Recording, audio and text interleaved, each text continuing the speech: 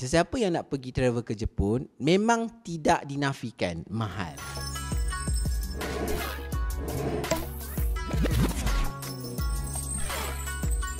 Bismillahirrahmanirrahim. Assalamualaikum warahmatullahi wabarakatuh. Dan konnichiwa minasang. Apa khabar semua anda pada hari ini? O genki desu ka? Okay, so selamat datang ke Cakap Jepun Podcast, episod yang ketiga. Kalau sebelum ni, episod pertama dan episod kedua, kita dah tahu serba sedikit tentang macam mana cara nak sambung belajar ke Jepun ataupun cara nak kerja kat Jepun. Bersama dengan Haris Sensei ada, Hakimi Sensei ada. Tapi kali ni kita nak bawa sedikit kelainan, iaitu tentang melancong ke Jepun ataupun pergi travel ke Jepun atau pergi Jepun. Jadi pada hari ini saya bawakan tetamu yang sangat-sangat istimewa untuk anda yang sangat berpengalaman dalam bidang travel ke Jepun ni. So tak lain tak bukan kita nak jumpa pula. Kita hari ini sesi bersama Anwar Sensei.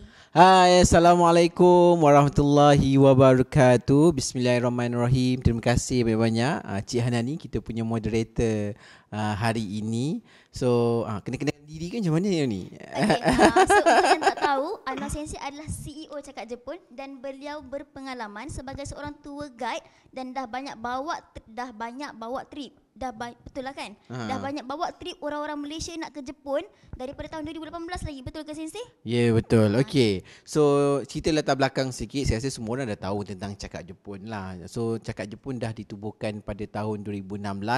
Tapi semasa penubuhan Cakap Jepun sebenarnya kami dah berfikir untuk melebarkan lagi satu sayap. Sebenarnya itu kita namakan sebagai Pergi Jepun. Dan ada lagi satu sebenarnya, tapi satu tu mungkin kita save, mungkin next podcast. Ada 3 perkara yang kita masa awal penubuhan Cakap Jepun yang kami dah decide untuk buka. Yang pertama Cakap Jepun dan yang kedua adalah Pergi Jepun.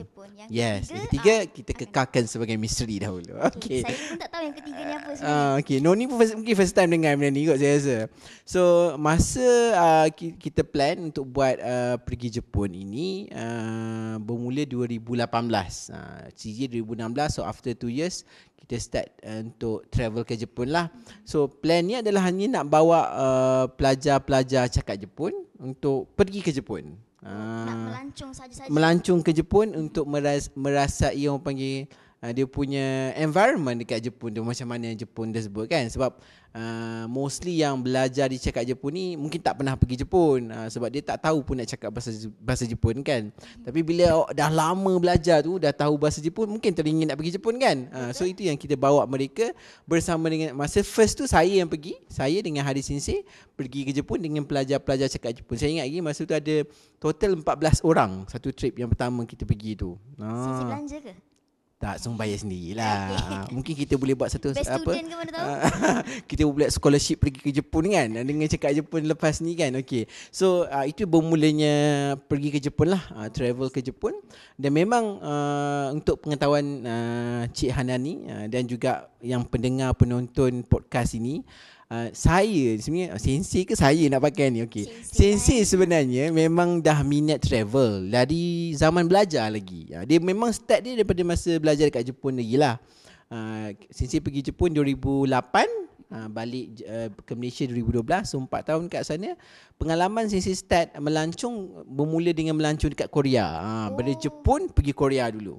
So, maksudnya Sensei pergi Korea tahun berapa mula-mula? 2009. Awal 2009. Sebab 2008 sampai bulan 4. So 2009 bulan 3, bulan 4 tu, bulan 2, bulan 3 tu kami travel ke Korea masa daripada Jepun lah.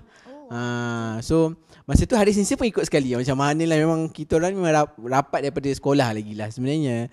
Okay. So Sensei pergi Korea tahun yang pertama dekat Jepun. Tahun kedua Sensei pergi Australia dan juga New Zealand. Dan tahun ketiga masa tu yang Jepun tengah dilanda tsunami besar tu kan. Masa tu Sensei tak berada dekat Jepun, Sensei berada dekat France masa tu. Nasib baik. Masa tu buka TV dekat France kan, tak faham apa-apa France, tapi nampaklah Jepun, apa yang berkaitan dengan Jepun kan. Dan masa tu penuh dengan dekat Facebook pasal Jepun kena tsunami lah. Tapi masa tu Sensei tengah travel dekat Europe selama sebulan. So basically memang suka untuk travel. So bila balik Malaysia buat Cakap Jepun, memang teringin sangat untuk buat satu cabang untuk travel ke luar negara. Maksudnya kami target untuk pergi ke Jepun lah.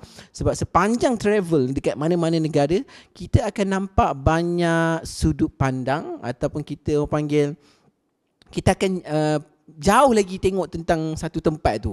Macam apa patah Melayu kan, jauh perjalanan luas pemandangan kan Noni kan.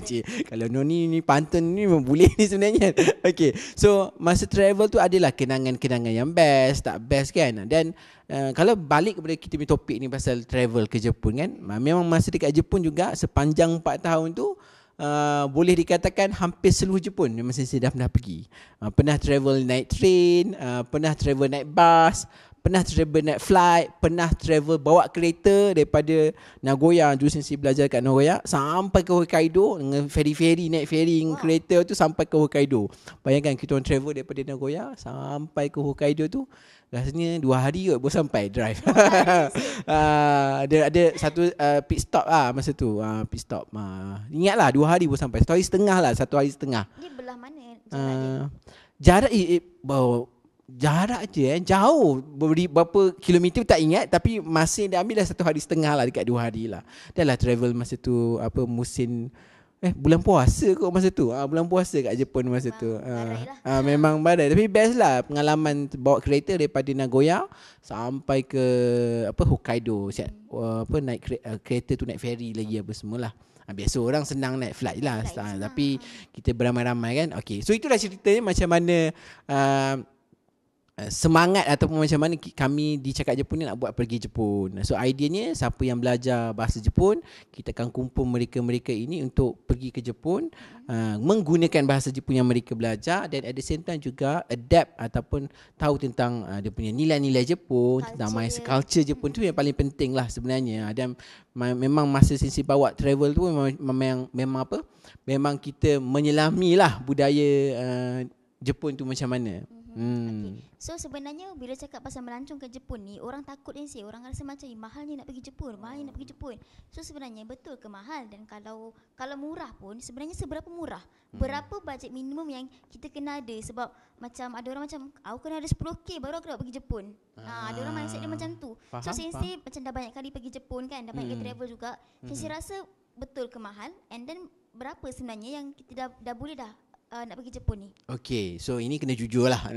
Kita kena cerita fakta sebenar kalau nak travel ke Jepun.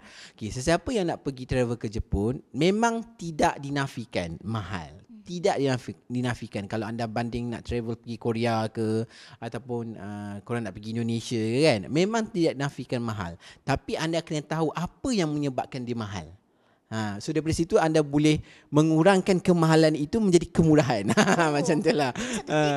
So mungkin saya boleh share lah apa tips kalau nak pergi, anda semua yang nak pergi Jepun, apa yang patut anda buat untuk travel. Sebenarnya untuk travel ke Jepun, sebenarnya ada 3 je faktor yang akan menentukan kemahalan. Kemahalan anda travel ke Jepun itu ataupun tak.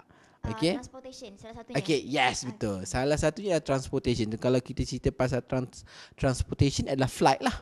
Tiket flight. So tiket flight ini yang boleh dikatakan akan cover 1/3 ataupun mungkin 1/2 daripada perbelanjaan anda. Betul. Okay. Tambah lagi sekarang kita dah baru habis COVID kan. Kalau dulu mungkin murah lagi lah, sekarang lagi mahal berbanding sebelum ni kan. Okey, kalau dulu kita cerita pengalaman dulu kan, bagi semua orang happy sikit. Pengalaman dulu, Sensei sendiri pernah pergi Jepun dengan harga tiket RM600. Murahnya macam pergi Penang. Kan, macam orang nak balik Sarawak, balik Sabah je kan. So orang cakap pun balik Sabah Sarawak pun mahal kan. Pergi Bali pun lagi murah kan. So RM600 untuk seorang adalah rekod Sensei pernah dapat murah lah. Tapi kawan Sensei pun pernah sampai dapat 300-400 lah. Tips dia kena beli setahun sebelum ke? Dia tak semestinya juga. Ya mungkin setahun sebelum, tapi yang Sensei beli tu bukan setahun sebelum, 6 bulan sebelum rasanya. Memang ada promotion lah time tu.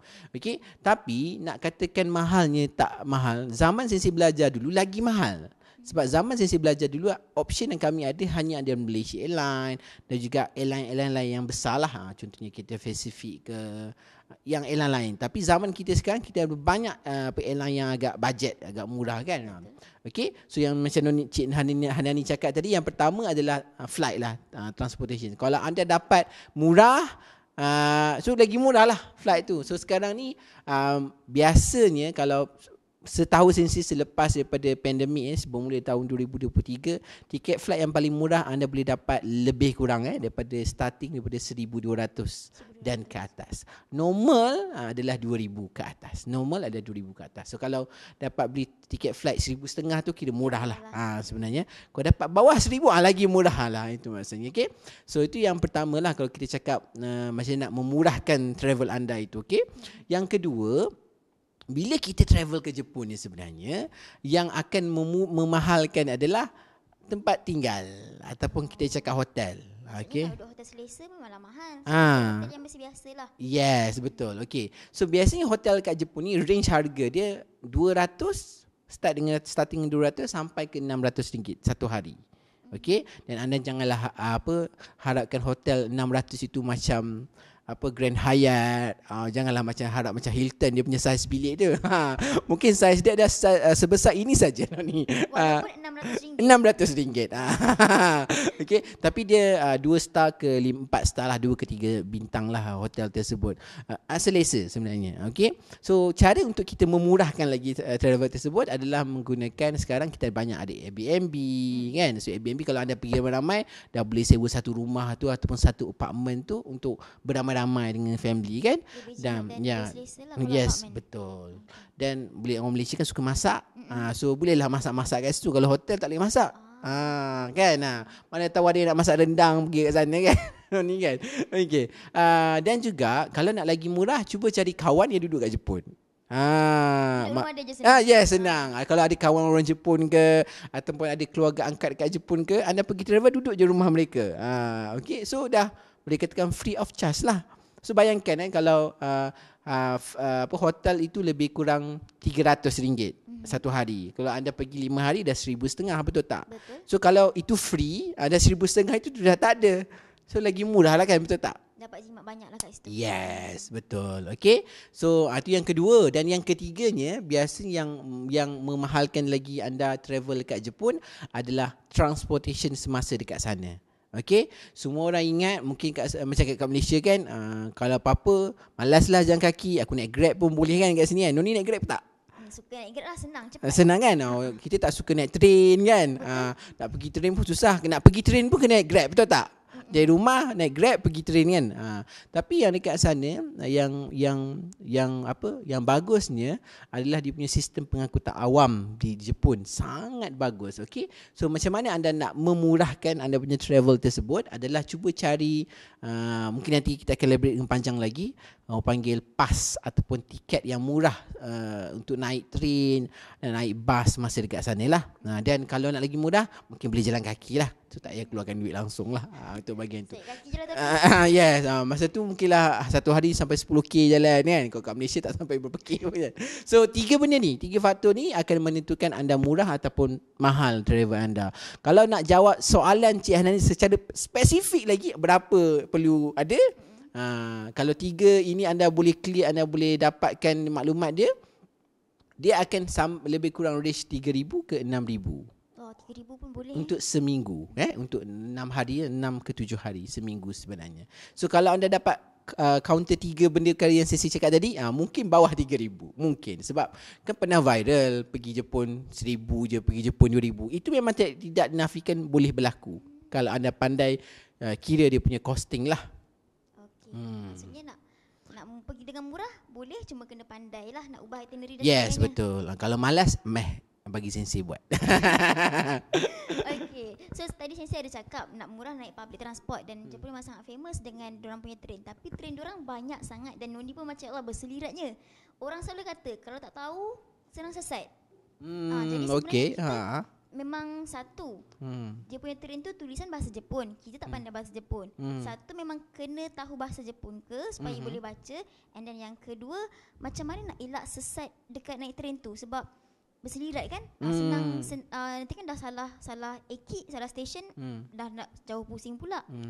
Noni cakap, Noni pernah sampai Jepun ke? Tak ada, tapi pengalaman dengan cerita lah. Okey, faham. Okey. So basically kalau kita nak pergi, macam Sisi cakap tadi, pengangkutan yang paling mudah ataupun sangat orang panggil Benri sangat senang, ada memudahkan adalah menggunakan public transport. So, kenapa saya cakap public transport sangat mudah? Kepada siapa yang tak pernah pergi mungkin tak dapat gambaran dia lah. Okay, siapa yang pernah pergi mungkin dapat gambaran ni. Kebanyakan tempat, tak kisah any tempat hotel ke apa, dia memang akan dekat dengan stesen. Dan dekat Jepun ni memang banyak sangat stesen. Dan stesen tu berkatakan dekat-dekat je sebenarnya. Sama ada kalau korang nak jalan kaki 100 meter naik stesen A ke, ataupun 100 meter naik stesen B, macam tu. So dekat, mostly dekat.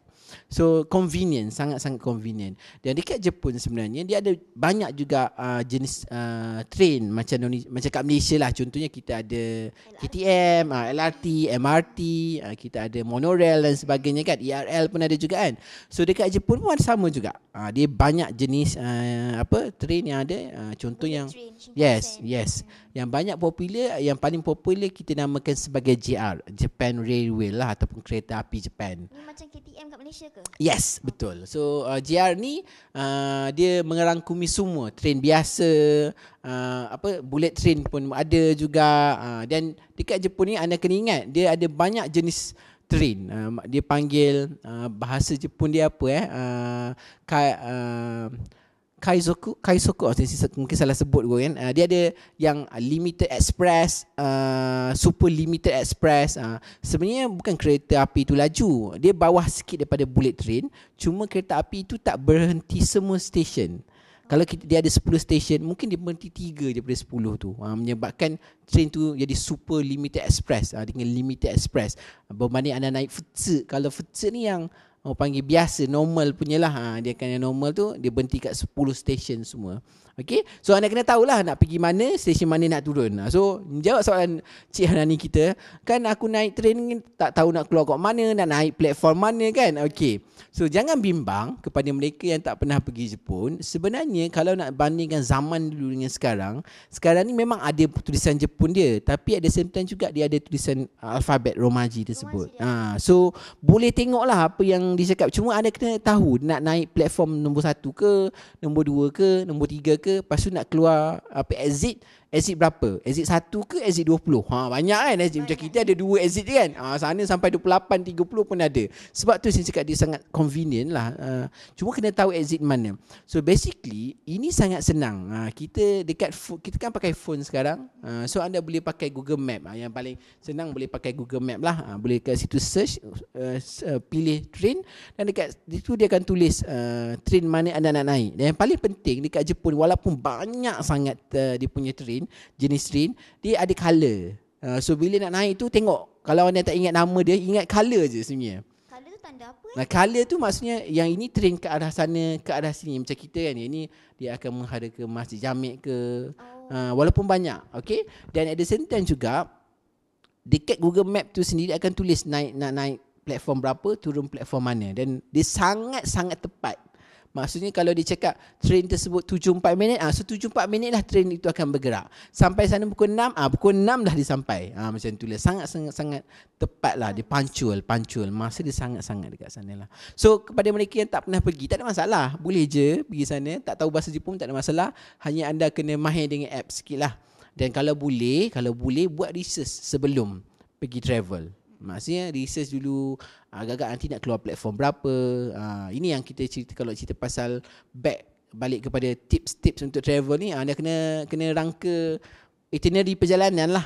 Jangan sampai sana baru nak dedah. Memang pening lah kat sana nanti. Habis masa cari nak keluar exit mana je ni. Okay. Faham. Okay, lepas tu macam ada orang kata lah, kalau nak dapat murah kena pandai kecek sikit. So betul ke kena pandai kecek sikit kalau kat sana ni? Maksudnya kalau nak dapat diskaun lah, orang Malaysia ni pergi mana ada diskaun ke tak, ada free gift ke tak, apa semua kan. Aku macam apakah ayat kecek yang memang boleh nah ambil ni harga murah sangat ni. Okay. Sepanjang kita fikir imbas semula. Okay, sepanjang Sensi berada dekat sana, tak pernah lagi lah Sensi dapat murah. Ni saya jujur pengalaman sendiri. Mungkin ada yang anda di sini yang pernah pergi Jepun pernah dapat pengalaman pernah dapat diskaun ke dapat murah lah. Tapi Sensi pernah dapat free gift yang sangat banyak. Sebab Sensei boleh cakap bahasa Jepun. Yes, itu memang tidak dinafikan. Okay, kalau anda pergi dekat kedai yang mungkin kedai itu terlalu ramai foreigner, tourist, mungkin tak akan dapat lah. Tapi kalau kedai itu tak ramai orang pun, memang boleh katakan foreigner boleh kira lah pergi kedai tersebut. Sebab terlalu local kan. Kadang-kadang kita travel kan, kita akan pergi tempat yang dekat Google cakap, oh anda patut pergi sini kan. Tapi sebenarnya orang lokal lagi tahu sebenarnya tempat mana kita patut pergi. Macam orang kat Malaysia lah. Kalau cakap kat dunia ni, kalau nak makan tom yum mana sedap ataupun kalau nak makan ikan bakar mana sedap dunia cakap. Kuala Selangor. Kuala Selangor kan. Tapi sebenarnya ada kedai lain yang sedap juga sebenarnya kan. Maknanya hanya lokal kita yang tahu kan. Kalau kita cerita pasal sate pun mungkin orang cakap sate kajang paling best. Tapi kita ada lagi sate lain yang sedap sebenarnya dekat kawasan kita kan. Sama juga macam dekat Jepun. Sebenarnya ada tempat yang dia bukan tourist punya hotspot. Tapi kalau anda pergi, anda boleh cakap, mungkin anda akan dapat lah benda-benda macam tu. Sensei pernah dapat kedai makan, Sensei pernah dapat makanan free lah. Pernah dapat makanan free, pernah dapat nasi free, lauk free. Kalau pergi beli barang yang macam souvenir, omiyage baju ke apa kan, dia bagi small gift, banyak lah. Cuma ini tips kepada siapa yang memang suka tawar-menawar suka tawar-menawar nak pergi ke Jepun, jangan sekali-kali tawar-menawar kalau anda tak tahu macam mana nak tawar-menawar dengan sangat-sangat elok. Sebab pengalaman saya sendiri pernah bawa family yang travel ke Jepun ni, saya pernah bawa secara private lah. Dia dua family dan juga anak dia sendiri, saya pernah bawa. Dia hanya menggunakan Google Translate. Cakap mesti nak dapat diskaun kan. So dia cakap lah diskaun aru kan maksudnya ada kan. Tak polite lah. Yes, aru kan tak polite, kita tahu kan. So diskaun arimaska pun sebenarnya perkataan itu memang tak diguna pun dekat Jepun. Ayat tu tak guna pun dekat Jepun sebenarnya. Okay.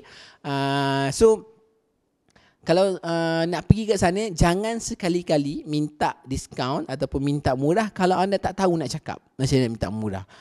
Mungkin budaya Malaysia ni memang normal lah dekat, tapi dekat sana kita tak boleh membudayakan Malaysia dekat Jepun lah. So boleh minta murah, cuma anda kena pandai. Mungkin yelah, kalau pergi kedai yang agak orang berumur yang jaga kedai tersebut, mungkin dia akan impress kalau anda boleh bercakap Jepun. Dia sendiri yang akan bagi murah sebenarnya, tak ada kita nak minta pun.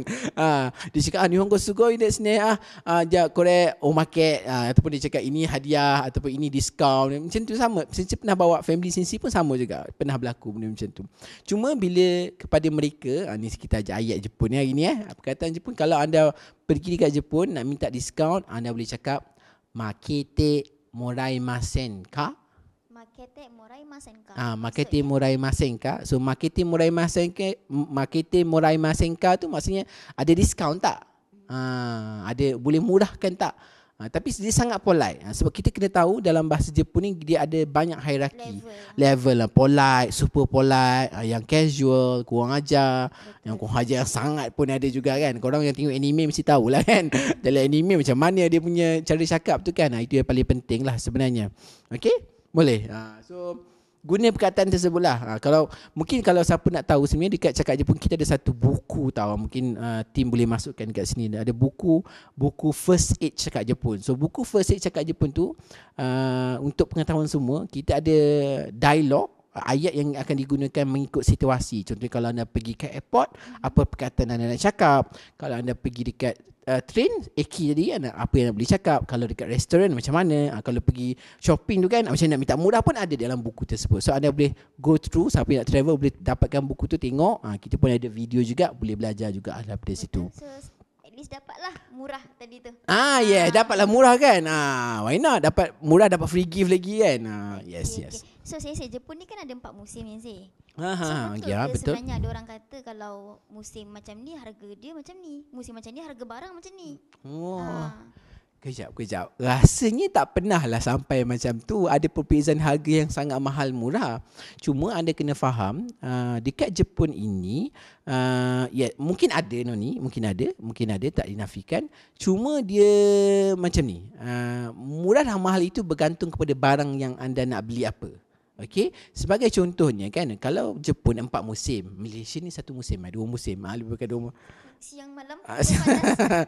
kan siang hujan panas ribut taufan adalah jugalah kan, tapi kat Jepun lagi teruk lah kan. So mungkin yang membezakan adalah kalau anda beli barang itu yang patutnya bukan dijual pada musim tersebut. Sebagai contoh ya, anda beli, tapi jarang lah akan jumpa, tapi biasanya ada berlaku lah. Contohnya anda nak beli sweater, biasanya sweater jaket kita akan pakai pada musim sejuk lah kan, tapi anda beli masa musim panas, mungkin dia akan murah sedikit.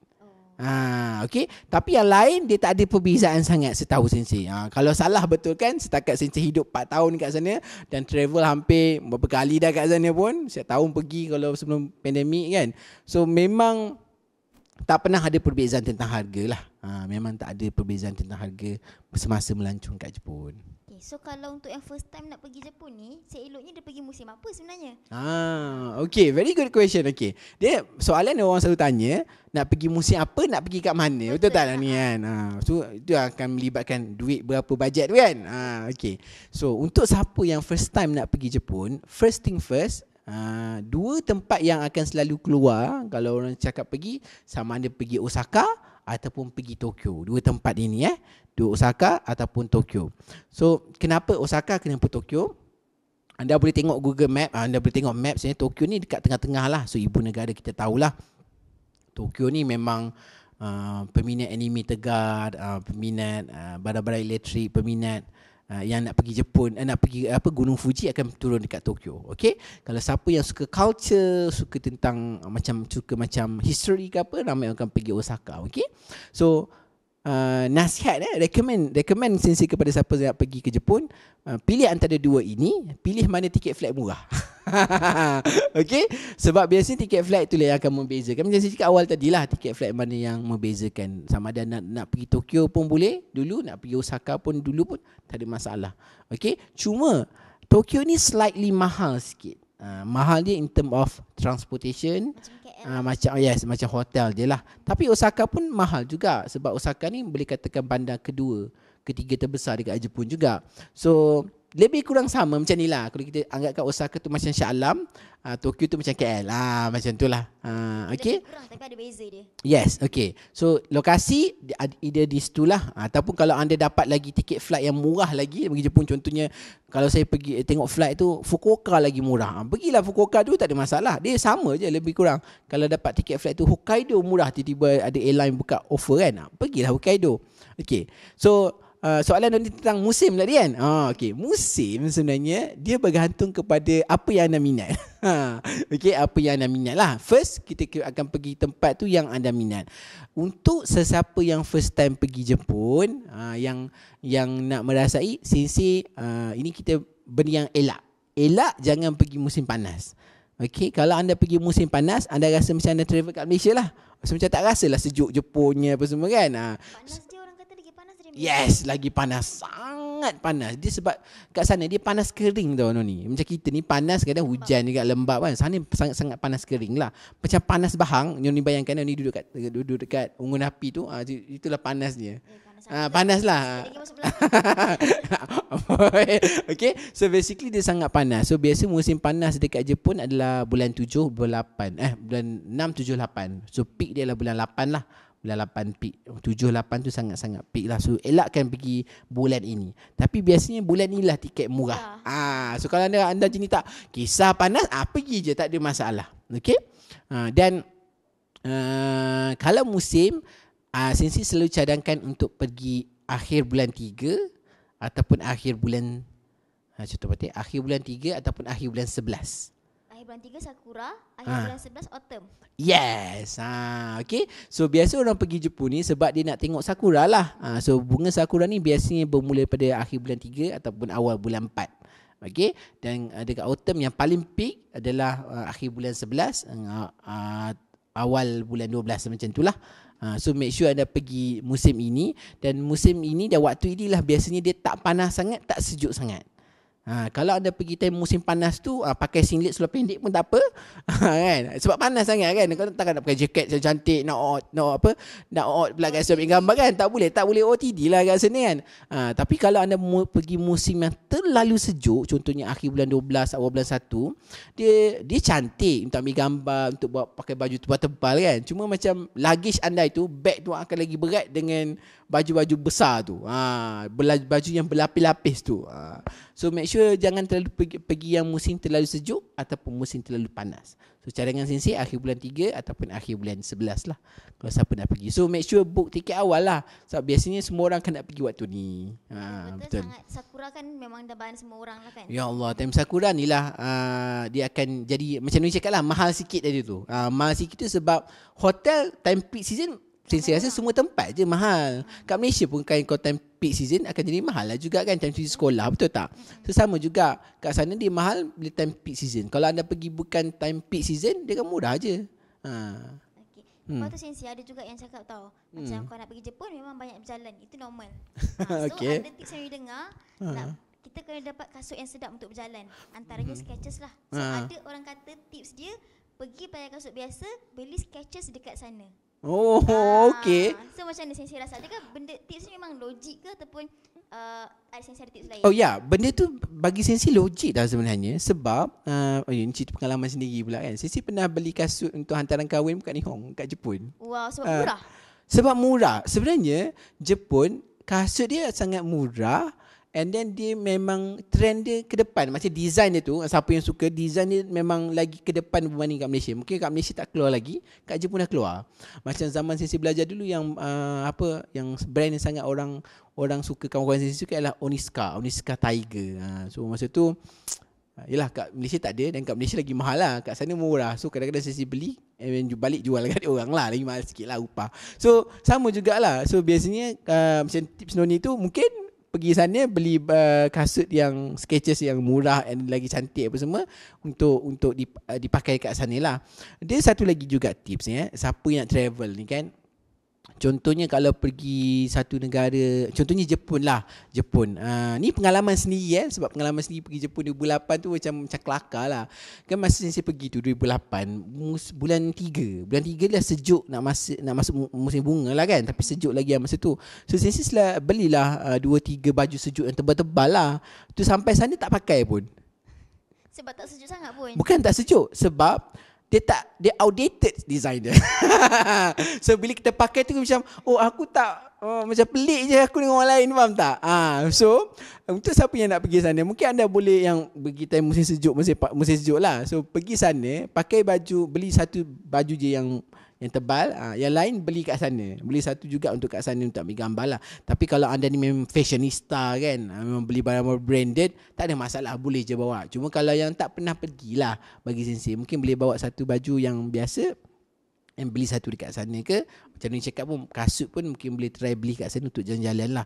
Tapi sebenarnya kasut ni Sensei, Noni, kasut ni bagi Sensei dari Malaysia lagi kena pakai yang dah selesa. Sebab takut nanti kau beli kat sana kan baru kan tak selesa pula nanti. Nanti kaki digigit kaki. Digigit kaki kita sebab baru sangat kan. So kasut ni untuk jalan memang kena kasut yang apa panggil? Yang landai, apa panggil ni? Yang flat yang flat lah, yang flat shoes. Tapi tak nak ambil gambar tu, tukarlah kasut ambil gambar cantik kan. Janganlah korang pakai, yang perempuan lah pakai heels dari keluar hotel tu sampai ke tempat. Itu memang jenuh cari pasal lah itu. Bawa satu untuk ambil gambar pun tak ada masalah. Yes. Faham. Sensei kan dah banyak juga bawa trip orang kan. Okay. Sensei ada tak macam pengalaman yang paling tak best lah yang berlaku sepanjang Sensei mengendalikan pergi Jepun ni? Okay. Pengalaman yang paling tak best okey, banyak juga. Nak kata banyak tak ada, tak banyak. Okey, macam ni. Sebab Sensei pernah sebenarnya Sensei pernah di-hire oleh satu syarikat Jepun dekat Malaysia ni, syarikat travel Jepun as a specialist tour guide. So masa tu memang Sensei boleh katakan bukan setahun. Saya rasa hampir setiap bulan kot Sensei pergi Jepun. Bawa orang lah as a private family, ada yang group trip pun Sensei bawa kan. So banyak pengalaman ni kalau bawa orang ni dia bergantung kepada group trip tersebut. Okay, kalau kita bawa private trip atau family punya trip yang 3-4 orang, 5-4 orang ni, mereka ini sebenarnya sangat-sangat panggil santai punya trip tau. Macam tak rushing lah. Macam alah tak apalah, Sensei tak pergi situ pun tak apa, kita nak okey je. Dia macam nak menikmati. Kadang-kadang pergi sana nak minum kopi kat Starbucks sana. Sebab dia macam nak relax sana, nak enjoy, nak merasi the environment, nak tengok orang Jepun ni. Dia bukan jenis yang rushing. Tapi kalau Sensei bawa yang panggil macam backpackers punya trip orang untuk travel ni kan, mereka ni macam asal aku hari ni kalau aku boleh 10 tempat aku check in 10 tempat lah aku nak check in, faham tak? Dia tak dapat lah. Okay, kalau nak lebih spesifik benda yang tak best lah, sebenarnya ini pengajaran jugalah kepada siapa yang tengah dengar ataupun tengok video ni, podcast ni. Sebenarnya kalau anda nak pergi travel, make sure ambil insurans. Wajib ambil insurans. Tak kisahlah insurans tu mahal ke murah, wajib. Dia travel insurans wajib ambil. Sebab dekat sana kita tak tahu apa yang akan berlaku. Sebab saya sendiri pernah bawa seorang peserta travel, nak bawa melancong tu.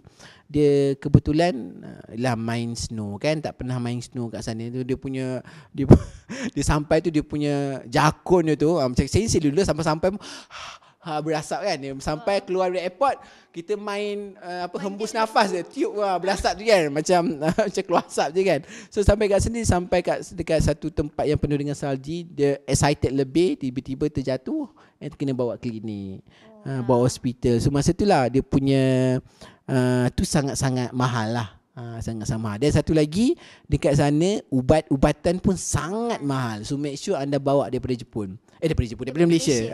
So saya pernah bawa satu group tu, kaki dia melecet tau. Melecet sebab hari-hari jalan. Macam ni cakap, memang jalan tu memang jalan tak ingat dunia lah. Dia masa jalan tu okey, malam balik tidur tu baru rasa kaki kebas lah apa kan. So kena tampai koyok lah, kena tampai letak minyak panas lah apa semua kan. So pernah lah benda tu dah habis, dia beli dekat farmasi sana. Memang sangat-sangat mahal lah. Mahal sebab kita foreigner ke memang harga? Tak, memang harga standard kat sana macam tu. Mahal dia macam tu. Sebenarnya kalau ikut orang Jepun murah aja bagi diorang, sebab harga diorang pun macam tu. Normal lah. Betul lah, orang kata sebenarnya Malaysia ni memang hospitality murah. Yes, murah. Betul, murah. Tapi kat sana memang mahal lah, hospital sangat-sangat mahal. Pernah ada pengalaman Sensei masa belajar dekat Jepun. Kawan Sensei dia naik basikal, lepas tu jatuh. So dia kena jahit dekat jatuh, memang berdarah lah. So kita orang pergi hospital lah masa tu. Dan sebablah semua tu boleh cakap Jepun kan, semua kawan-kawan Sensei boleh cakap Jepun. Dia jahit lah. Tapi nasib baik kami ada insurans, dia pelajar punya insurans. Memang ada setengah universiti pelajar yang belajar kat saya tak ambil insurans tu. Dia punya Hoken, nama dia Hoken tak ambil. Ada yang kami ni kita ambil. Lepas tu kita boleh claim balik dengan scholarship kami lah masa tu. So saya pergi dan nasib baiklah, berapalah mahal lah, saya dekat ribu-ribu kot. Tapi kita orang hanya bayar sedikit saja sebab ada insurans tu sebenarnya. So penting untuk ada insurans. Yes, yang travel lah terutama sangat-sangat penting untuk ada insurans. Selain insurans apa lagi Sensei yang kena ada? Okay, kena ada semangat jati yang utuh. Tak adalah. Okay, so sebenarnya kalau pergi dekat Jepun ni, anda kena ada satu semua orang sangat bila sebut Jepun, dia sangat excited lah kan, nak pergi Jepun, nak tahu Jepun ni macam mana kan. Dia insurans apa lagi yang kena ada yang kena ada adalah SIM card, wifi. Oh okey. Kalau cerita pasal benda kalau cerita pasal equipment ataupun benda yang anda kena ada pergi ke Jepun, okey, saya cerita satu persatu lah, detail sikit Okey, kalau pergi travel ke Jepun, satu insurans tu wajib. Okay. Yang kedua ni, kalau dekat sana anda sekarang ni bagi Sensei tak perlu pada pocket wifi, perlu ada SIM card saja. Sebab kat sana anda bila sampai je touchdown kat Jepun, anda boleh beli SIM card itu dekat vending machine. Dekat punya vending machine dah boleh beli sekarang. So SIM card tu penting. Yalah, biasalah kita nak ada internet, nak Google, nak Waze ke, nak upload gambar kan, upload IG story kan. Itu penting kan, travel nak bagi satu dunia tahu tentang aku travel kat Jepun sekarang kan. So dan selain benda itu juga, anda juga boleh buat ubat-ubatan macam saya cakap tadi, ubat-ubatan nak travel kat sana. Dan yang paling penting sebenarnya bila nak travel kat sana adalah cuba juga bawa emergency food lah. Tapi jangan bawa banyak sangat. Janganlah kau bawa tu macam hari-hari kau nak makan Maggi je kan. Maksud Sensei, dia bawa emergency food tu sebab kita tak tahu kat sana tempat yang kita pergi tu ada makanan yang kita boleh makan ke tak. Okey, kalau anda pergi yang tempat yang agak bandar tak ada masalah. Mungkin anda pergi tu memang tak ada tempat, tak ada makanan-makanan halal kan. So at least dia boleh alas perut anda lah. Dengan kalau siapa yang boleh berbahasa Jepun tak ada masalah. Dia boleh tanya. Tapi yang tak boleh berbahasa Jepun ya susah sebenarnya. Tapi sebenarnya sekarang ada macam dekat Jepun kita ada satu kita nama travel card kan yang anda boleh tunjuk kat kedai tu, halal card nama dia kan. So kita tunjuk dekat kat kedai tu halal card, ini tak boleh makan, walaupun anda dah tak boleh bercakap Jepun, tunjuk je kad tu kita tahu ini tak boleh makan, ini boleh makan. Orang yang Jepun yang tengok tu mungkin dah tahu apa semualah. So nak kata perlu berbahasa Jepun untuk travel ke Jepun tak juga bagi Sensei. Tapi kalau tahu sikit-sikit dengan dapatkan buku first aid tadi pun tak ada masalah. Tahu sikit-sikit tu baguslah untuk kita panggil berada dalam environment Jepun tu lah. Macam orang cakap masuk kandang kambing mengembik, masuk kandang lembu menguak kan. Macam tu lah kan. So sama juga dekat sana. Preparation tentang jalan kaki tu satu lagi juga saya rasa penting. Dekat sana memang sangat banyak jalan. Kecuali anda banyak duit nak naik taksi, nak naik benda tak ada masalah lah. So jalan dekat sana kena fit sikit lah, kena ada stamina. Mungkin siapa yang nak pergi Jepun sebulan ke 2 bulan sebelum travel tu, petang-petang jalan kaki lah depan rumah tu, practice. Supaya tak pancit dekat sana. Yes. Betul. Okay, so itu beberapa tips lah kalau nak pergi sana untuk yang first time. Okay, lepas tu macam rasanya dulu nak pergi kena ada visa, tapi sekarang tak payah. Betul ke Sensei? Tak. Sebenarnya visa ni untuk rakyat Malaysia yang nak travel kat Jepun memang tak perlukan visa. Cuma masa time pandemik dahululah dia kena apply visa. Masa sebelum pandemik dan selepas pandemik tahun lepas bulan 10 tahun lepas bulan 10 kalau salah mungkin tahun lepas bulan 10 dia memang dah buka, kita tak perlu apply visa. Sebelum ni bersama juga pergi sana, make sure anda ada pasport Malaysia lah. Pergi sana nanti dia akan sampai dekat immigration tu, nanti anda akan dapat satu macam stiker lah, visa yang macam kecil dia akan tampal kat pasport anda yang mengatakan anda adalah turis, pelancong nak melancong kat Jepun dan boleh melancong dalam Jepun selama 90 hari. Maksudnya kalau korang kaya raya, pergilah Jepun 90 hari. Maknanya bukan pergi Jepun 7 hari. Sebab visa tu memang valid untuk duduk kat sana 90 hari. Cuma visa tu tak boleh lah korang nak pergi sana 90 hari buat baito, buat part time, tak ada lah. Itu kena tangkap memang habis lah korang. Memang tak dapat pun dengan dengan visa tu, hanya untuk melancong 90 hari. Yes. So tak perlu apply visa. Tak perlu pergi embassy Jepun ke, tak perlu nak pergi embassy Malaysia, tak perlu sebenarnya. Sisi ada tak pengalaman yang macam yang paling seronok Sisi tak dapat lupakan? Pengalaman seronok travel ke pengalaman seronok duduk kat sana? Travel lah, waktu travel. Travel Okey. Banyak lah sebenarnya. Mana satu nak pilih. Okey. Pengalaman seronok Sensei masa dekat Jepun, travel dekat Jepun ni, sebab Sensei masa Sensei belajar pun boleh katakan tak adalah semua tempat Sensei pergi. Melancong sebab Sensei banyak melancong kat luar. Dia macam Jepun sama je kan. Tapi selepas balik dari Jepun, Sensei banyak kali pergi ke Jepun. Dan setiap kali banyak kali Sensei melancong ke Jepun tu, Sensei akan pergi tempat yang Sensei tak pernah pergi. Contohnya kan, macam Sensei tak pernah sampai Fukuoka, bahagian bawah sekali. Hiroshima, Nagasaki pun Sensei tak pernah sampai. So kalau nak cerita pengalaman yang best dekat Jepun ni adalah, depends bergantung setiap orang, dia berbeza. Pengalaman Sensei adalah makanan. Sebab Sensei sangat-sangat suka makanan Jepun. Dan setiap tempat itu dia ada dia punya, panggil, kalau masa Jepun dia panggil mebutsu. Signature dish. Yes, signature. Macam kalau Terengganu kepala ekor macam tu kan. So bila pergi setiap negeri-negeri dekat Jepun ni, dia ada makanan yang popular tempat tu lah. So anda wajib try makanan tu lah. So Sensei memang sangat suka makan lah. Sebab tu bila pengalaman tak best tu, pengalaman yang best tu memang makan lah dekat semua tempat. Macam Sensei pergi Fukuoka makan ni, kalau Sensei pergi dekat Hiroshima makan ni kan, Nagoya makan ni. Dekat Kobe wagyu dia famous. Itu memang sedapnya. Sensei pun pernah pergi Kobe makan wagyu. Kalau Kobe satu lagi yang popular dia adalah punya okonomiyaki. So Sensei pun makan okonomiyaki. Pergi Osaka, semua orang tahu takoyaki popular kan. So makanan sangat-sangat best lah dekat sana. Okey. Kenapa Osaka takoyaki je? Macam tempat lain pun takoyaki juga. Tak, memang asal daripada takoyaki dekat Osaka tu. So takoyaki tu memang asal daripada dekat Osaka. Macam kita lah, dekat mana-mana pun ada keropok lekor, tapi asalnya orang cakap Terengganu lah. Macam tu lah, Pantai Timur lah. So memang beza lah kalau anda pergi tempat lain. Pengalaman best, Sensei sebenarnya suka snowboard. So pengalaman best sekali travel kau dapat peluang adalah pergi untuk main snowboard dekat Jepun lah. Sebab kat Malaysia memang kau takkan dapat lah main benda tu. So snowboard tu anda perkara yang sangat-sangat best lah kalau travel dekat Jepun. Tak pandai main boleh main. Tak pandai main boleh main kalau anda ada keazaman dan kejituan yang tinggi. Sebab Sensei pernah bawa seorang first time dia pergi Jepun. Lepas tu Sensei cakap lah, kita orang nak pergi, Sensei dengan hadis Sensei tu cakap, kita orang nak pergi main snowboard ni, korang tak nak main tak apalah. So ada seorang tu, kalau siapa kenal lah, Tuan Fadi. Tuan Fadi sendiri dia cakap dia nak try main snowboard, tak pernah main snowboard. So dia try lah. Mungkin 1 jam yang pertama itu dia akan mengalami waktu kesukaran yang jatuh sampai sakit apa semua lah. Tapi selepas after that, anda akan dengan lancarnya boleh bermain snowboard tu. Sebab dia macam nak cuba balance diri sebenarnya. Tapi kalau siapa yang pernah main ice skating, kalau siapa pernah main rollerblade kasut beroda tu kan, so anda boleh try ski. Tapi ski ni tak mencabar sangat lah bagi Sensei. Mencabar je snowboard. So boleh try lah pengalaman dekat Jepun tu. Best lah sebenarnya. Banyak lagi kalau nak cerita pengalaman best kat Jepun.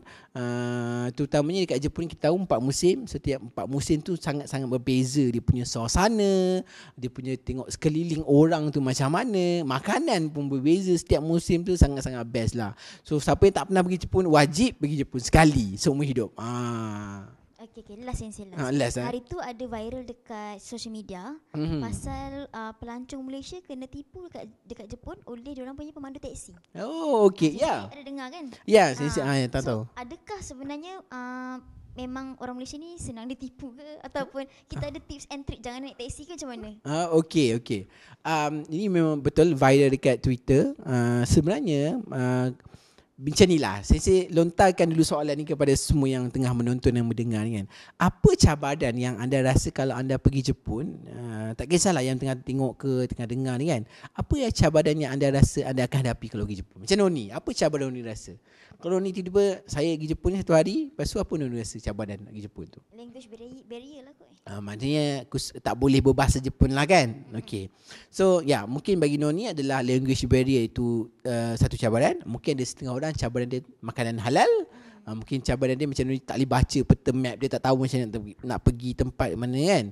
Dia macam cabaran tak boleh makan dengan tangan, kena pakai chopstick kan. Cabaran ni kena makan nasi. tak boleh makan nasi, kat sini tak ada nasi, contoh lah kan. So depends lah kan. Okay, so macam cerita Noni tadi, sebenarnya kalau Sensei tak pernah dengar cerita the whole story lah, sebab kita tak dapat dengar cerita daripada pemandu teksi itu kan. Yang ceritakan viral kat Twitter tu, cerita daripada penumpang itu je kan. Dia cakap dia ditipu sebab cakap nak turun kat sini tapi tak dapat turun kat situ, dah sekali pemandu teksi suruh keluar daripada teksi tu kan. So sebenarnya ini adalah masalah language barrier. Sebab dekat Jepun, sepanjang sesi hidup tu pernahlah jumpa beberapa orang yang orang panggil orang Jepun yang tak baik. Kita cakap Jepun ni semua baik, ada je yang tak baik sebenarnya. Pernah je sesi jumpa, pernah je bergaduh dengan diorang, pernah je bercakap bertekak dengan diorang. Cuma most of them ni memang bagus. Kalaulah dia buat perkara yang tak bagus dengan pekerjaan teksi terutamanya kan, dia mungkin akan diberhentikan kerja. So takkan itu yang dia nak buat kan, betul tak Noni? Fikir secara logiknya. So Sensei assume perkara tersebut adalah disebabkan oleh language barrier. So masalah kepada mereka yang tak boleh berbahasa Jepun ini, senang je sebenarnya. Kan Google Translate ada. So anda boleh guna Google Translate itu untuk bercakap dengan orang Jepun sebenarnya. Sebab Sensei sendiri pernah guna. Masa Sensei pergi umrah pun Sensei tak boleh bahasa Arab tau. Sensei type dekat Google Translate ni, Sensei cakap dengan kawan Sensei bahasa Arab. So dia faham. So anda boleh guna teknologi sekarang lah. Kalau zaman Sensei 2008, 2012 memang tak ada lagi lah benda macam ni. Sekarang kita dah 2023 kan. So language barrier memang kita tak boleh elak dekat sana. Sebab orang Jepun memang most of them tak boleh berbahasa Inggeris. Dia hanya akan boleh berbahasa Jepun. Dan mereka sangat suka siapa yang boleh berbahasa Jepun ni sebenarnya Noni.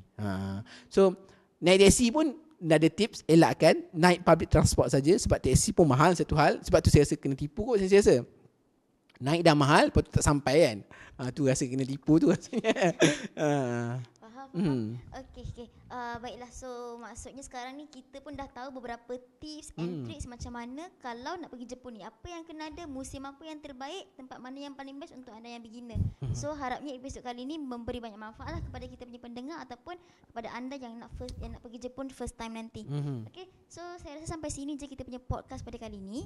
Okey, so terima kasih banyak-banyak kepada Anwar Sensei. Terima kasih juga Cik Hanani, kita punya moderator hari ini. Okay, so insyaAllah lepas ni kita ada next sesi lah. Kalau ada apa-apa soalan tentang pergi Jepun, boleh je tanya. Dan insyaAllah kita ada trip ke Jepun juga ke Sensei? Oh ya, betul. InsyaAllah pada bulan 11 ini, akhir bulan 11 ini, 26 hingga 30 November, kita akan ada first trip untuk tahun ini bersama dengan pelajar-pelajar cakap Jepun dengan Izzat Sensei.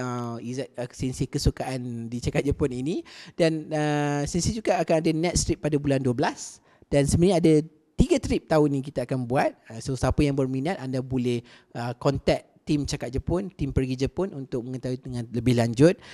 Kepada mereka yang nak pergi Jepun untuk first time, macam Sensei share tadi, Encik Anani pun beritahu, make sure anda buat preparation sebelum lah. Yang paling penting lah preparation sebelum nak pergi Jepun. Itulah, sebelum kat sana tu kita pandai-pandai lah kan, preparation sebelum pergi Jepun. Okay, so make sure anda tanam satu azam untuk pergi ke Jepun, sebab bagi Sensei, if you love the culture, if you love the language, you should be there and apply and tengok sini dengan mata kasar anda.